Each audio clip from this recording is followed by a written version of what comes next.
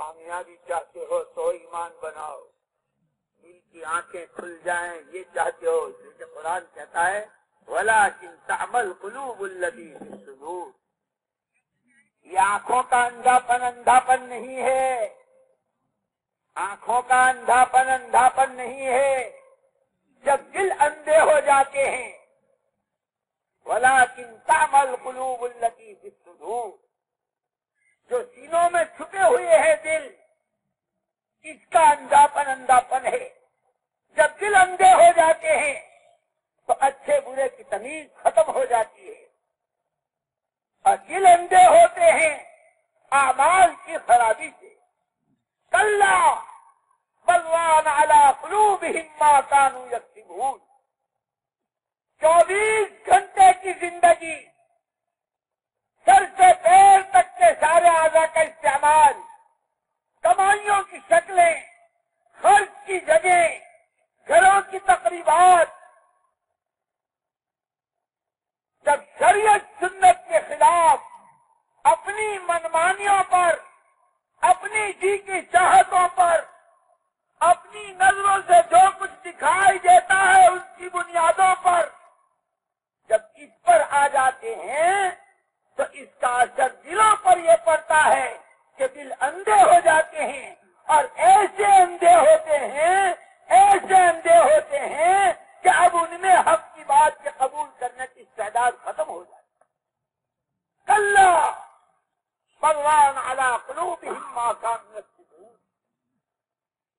برائیاں کرتے کرتے، پاپ کرتے کرتے، جھوٹ بولتے بولتے، سود میں گھستے گھستے، خدا کی مخلوق کو ستاتے ستاتے، حقداروں کا حق مارتے مارتے،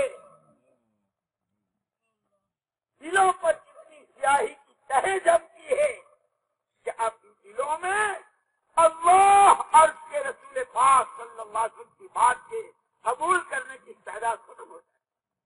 اب یہ دل اندھے ہیں، وَلَٰكِن تَعْمَى الْقُلُوبُ الَّتِي فِي الصُّدُورِ۔ آنکھوں کا اندھاپن نہیں ہے، اندھاپن ان دلوں کا ہے جو سینوں میں چھپے ہوئے۔ اسی لیے کامیابی چاہتے ہیں، روزی روٹی چاہتے ہیں، امن چاہتے ہیں۔ اس وقت پوری دنیا کا ایک مشترکہ مسئلہ ہے، ہر جگہ امن امن امن امن۔ آسمان سے آئے گا، زمین سے اگے گا، فیکٹریوں میں بنے گا، کارخانوں میں بنے گا۔ الذین آمنوا ولم یلبسوا ایمانہم بظلم اولئک لہم الامن۔ قرآن کہتا ہے، غیر کی بات نہیں ہے، زمین و آسمان اپنی جگہ بدل سکتے ہیں، یہ ساتوں زمین آسمانوں کو جا سکتی ہیں، آسمان سارے زمینوں کو آ سکتے ہیں، یہ پورا پچھم ہو سکتا ہے، ہواؤں کے رخ بدل سکتے ہیں، پانیوں کے دھارے بدل سکتے ہیں۔ اللہ کی قسم، اللہ کی بات غلط نہیں ہے۔ امن چاہتے ہو، ایمان کی محنت پر آ جاؤ، ایمان بنا لو، لیکن ایمان کون سا؟ لم یلبسوا ایمانہم بظلم۔ ذرہ برابر اس توحید خالص میں کہیں سے کہیں تک شرک کی آمیزش اور ملاوٹ نہ کرو، شرک جلی نہ شرک خفی۔ اللہ کے غیر کو معبود مان کر سجدہ کرنا یہ شرک جلی ہے، اور اس کی اللہ کے یہاں کہیں معافی نہیں۔ ان اللہ لا یغفر ان یشرک بہ ویغفر ما دون ذلک لمن یشاء۔ خدا شرک کو معاف نہیں کرے گا، اور جتنا چاہے پہاڑوں کے برابر اور زمین و آسمان کا خلا کوئی پاپ بھر دے، پاپوں سے بھر دے تو واپس خدا معاف کرے۔ ہاں، ایک ہے شرک خفی، اللہ کے غیر کو سجدہ تو نہیں کرتا، دکان کو سجدہ نہیں کرتا، عہدے کی کرسی کو سجدہ نہیں کرتا، زمین کے ٹکڑے کو سجدہ نہیں کرتا، کارخانے کو سجدہ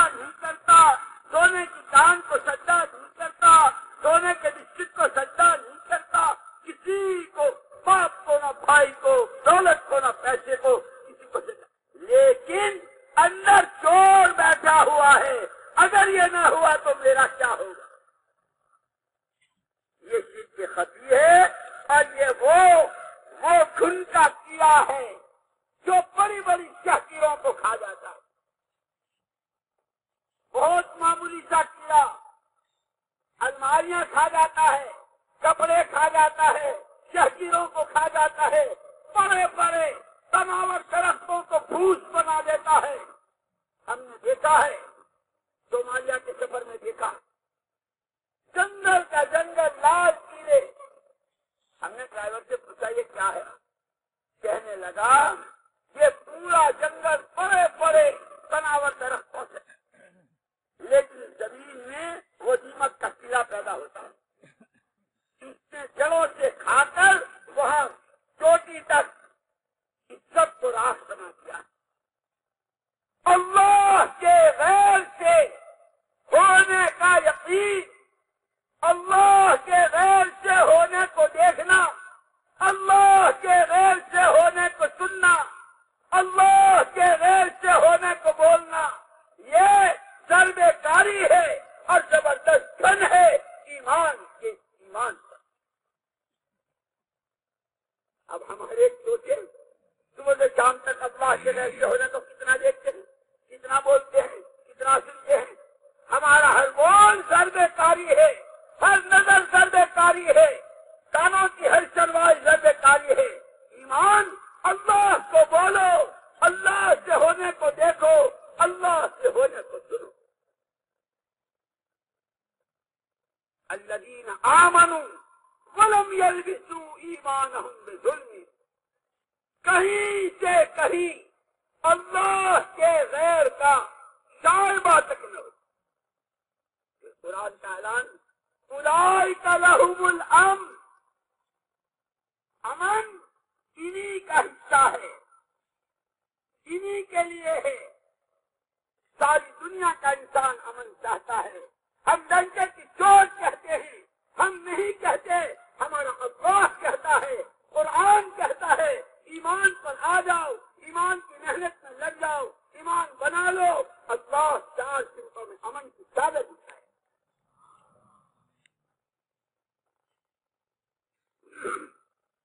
মেরে মহতারাম দোস্ত বুজুর্গ, উনি বলেন যে যদি আমরা কামিয়াবি চাই তো কামিয়াবির জন্য ঈমান লাগবে, কামিয়াবির জন্য ঈমান লাগবে. কামিয়াবি ঈমান ছাড়া কামিয়াবি পাওয়ার কোনো রাস্তা নাই. কামিয়াবি সফলতা দুনিয়া এবং আখিরাতে পাওয়ার জন্য যার উপরে নির্ভরশীল সেটা হলো ঈমান. কিন্তু ঈমানের জায়গাটা হলো দিল, কিন্তু ঈমানের জায়গাটা হলো দিল. এই দিল যদি অন্ধ হয়ে যায় তাহলে ঈমান ঢোকার আর কোনো জায়গা থাকে না. আল্লাহ তাআলার জাতের উপরে ইয়াকিনকে বসানোর জন্য আর কোনো ইয়াকিন বসার জন্য আর কোনো জায়গা থাকে না, আর কোনো জায়গা থাকে না. ওইখানে আল্লাহ তাআলার জাতের ইয়াকিন ঢোকার কোনো রাস্তা থাকে না, আল্লাহ তাআলার জাতের ইয়াকিন বসার কোনো জায়গা থাকে না. আল্লাহ তাআলা থেকে হয়, গায়ের থেকে হয় না, এই কথাটার ইয়াকিন বসার কোনো ঢোকার কোনো সুযোগ থাকে না.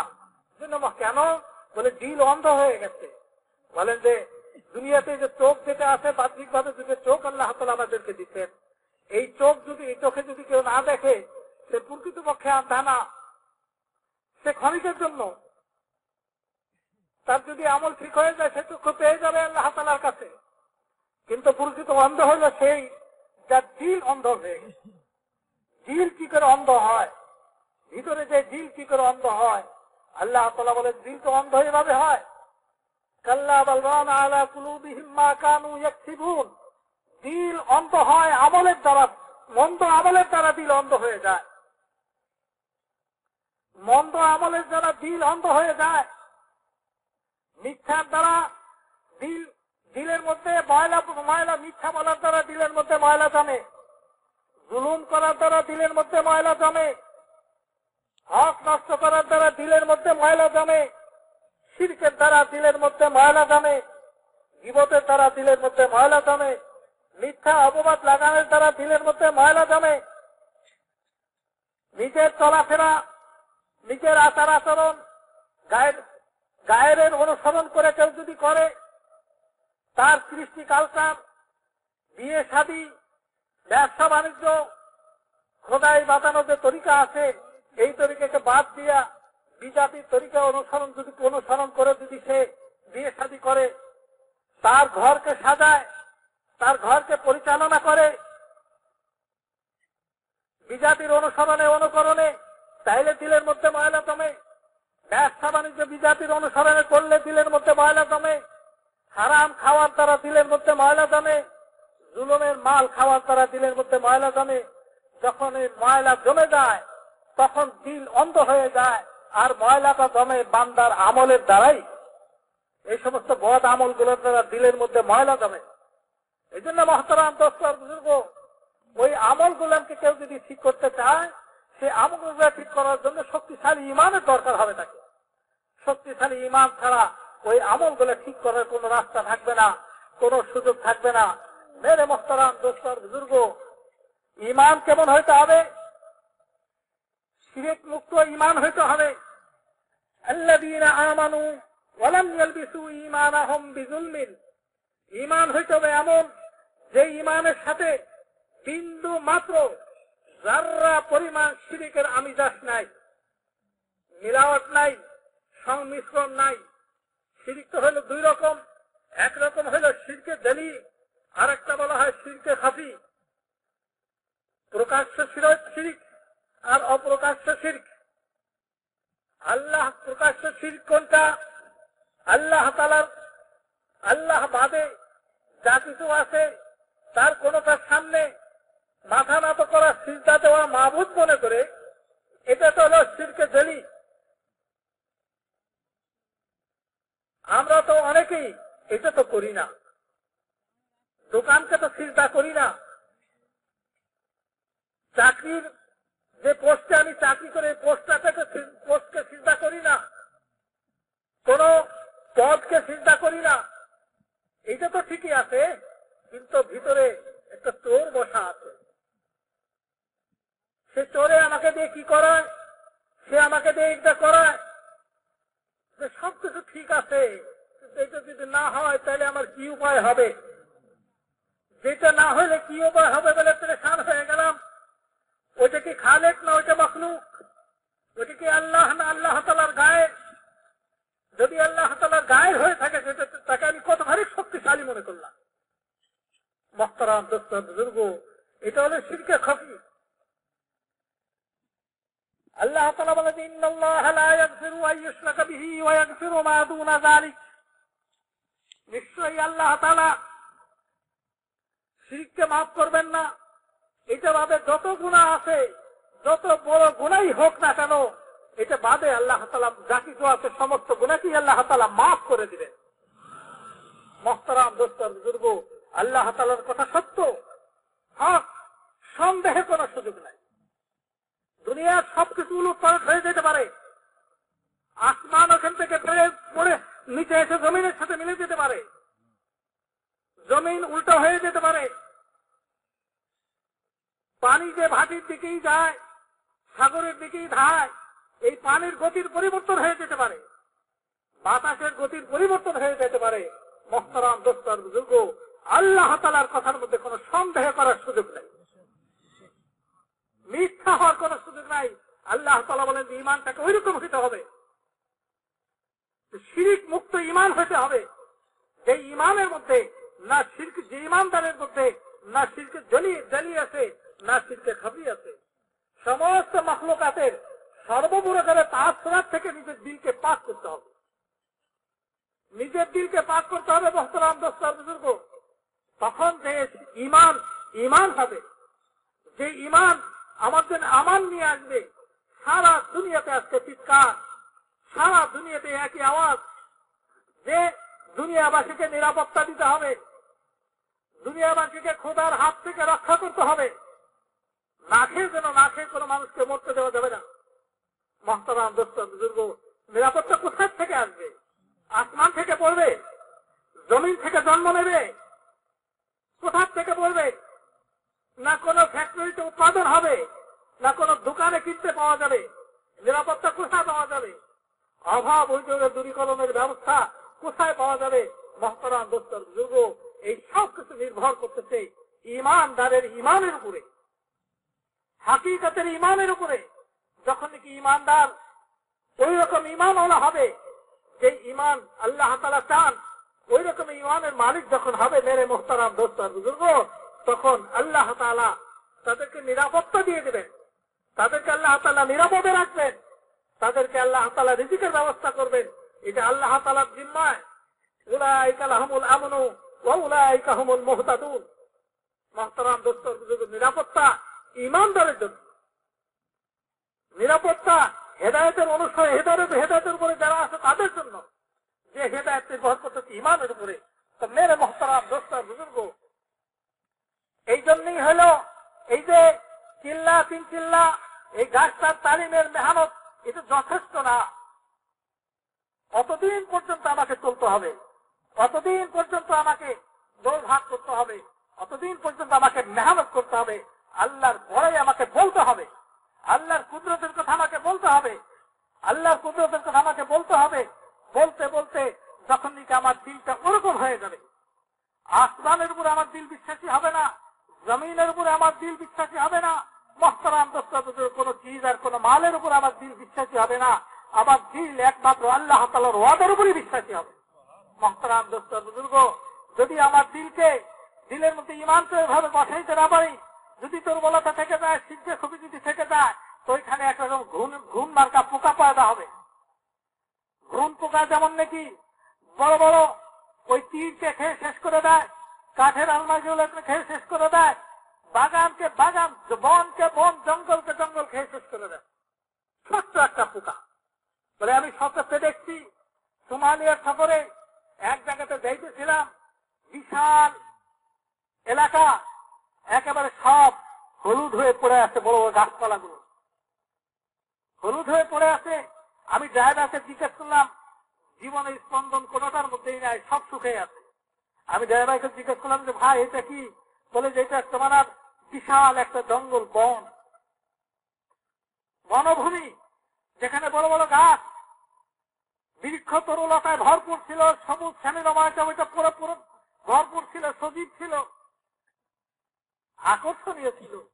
কিন্তু এখানে এক রকমের পোকা জন্ম নিছে, ছোট, যেই পোকাগুলা মাটির নিচে জন্ম নিছে, সর্বপ্রথম গাছের জলকে খেয়ে ফেলছে, জলকে খেয়ে ওই জলের ভিতর দিয়ে ঢুকছে, পুরা গাছের কাণ্ডের ভিতর দিয়ে সে ডালে ডালে পৌঁছে গেছে, ডালে ডাল থেকে পাতায় পাতায় পৌঁছে গেছে। এই জন্য আজকে এই বন মনে হইতেছে যে আগুন জ্বালায় পোড়াই দেওয়া হয়েছে, কিন্তু প্রকৃত পক্ষে আগুন জ্বলে নাই, কেউ আগুন জ্বালায় নাই। এখানে হলো পোকা, ছোট ছোট পোকা শেষ করে দিচ্ছে, সেই পোকাগুলো সাধারণ চোখে দেখাও যায় না। তো মুহতারাম দোস্ত বুজুর্গ, ওই শিরক সংমিশ্রিত যে ঈমান, ওই ঈমানের মধ্যে পোকা জন্ম নেবে, যেই পোকা ঈমানকে খেয়ে শেষ করে দিবে। মুহতারাম দোস্ত বুজুর্গ, ঈমানকে শিরক মুক্ত করতে হবে। আল্লাহ তাআলা থেকে হয়, আল্লাহ তাআলাই সবকিছু করেন, আল্লাহ তাআলাই করতেছেন, আল্লাহ তাআলাই করবেন। এই দাওয়াত সকালে বিকালে দিনে রাত্রিতে এই দাওয়াত দিতে হবে, এর জন্য জান আর মাল খরচ করতে হবে। তারপরে যদি আল্লাহ তাআলা কাউকে ঈমান দান করেন, তো মুহতারাম দোস্ত বুজুর্গ, তারাই হইল নিরাপদে, আর তাদের জন্যই হইল নিরাপত্তা। দুনিয়ার আর কেউ নিরাপদ আর নিরাপত্তা উপহার দিতে পারবে না, কারো কাছে কোনো ব্যবস্থা নাই। ব্যবস্থা একমাত্র আল্লাহ তাআলার কাছে আছে, আল্লাহ তাআলা দিবেন ঈমানের বুনিয়াদের উপরে।